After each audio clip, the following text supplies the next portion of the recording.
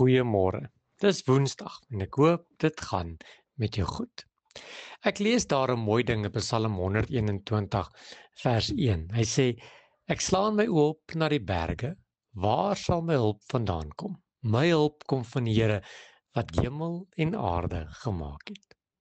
Sjoe, jy sê dis darem 'n baie ou gedeelte of 'n bekende gedeelte.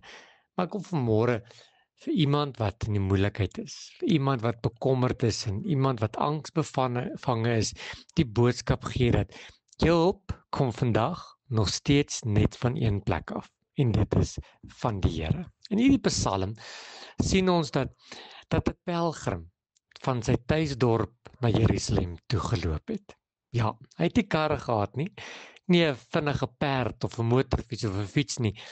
Hy het met sy donkie die pad afgestap.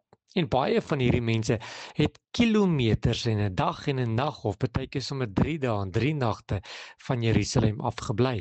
En moes hierdie pelgrim die pad alleen aandurf. En terwyl hy na Jerusalem toe stap, het hierdie persoon deur berge en deur dale geloop en dan kyk hy op teen die berge en dan vra hy homself, waar sal my hulp vandaan kom? Jy sien, die pad was gewoonlik vol gevare, vol rowers en die warm son en die moegheid van die dag en mense wat jou wil seermaak. Maar sy antwoord wys ook sy geloof.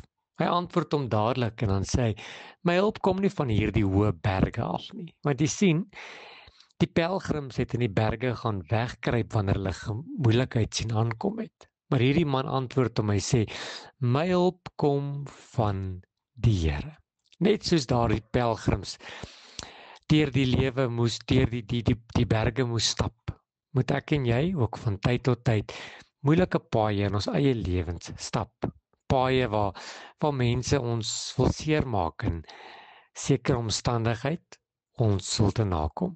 Vol onsekerheid, vol pyn en uitdagings. En in elke situasie en elke tyd kan ons presies dieselfde vra. Waar gaan my hulp vandaan kom? Waar gaan my hulp vandaan kom in my finansiële probleme of in my familie se probleme, in my besigheid of in my verhoudings? My hulp kom van die Here.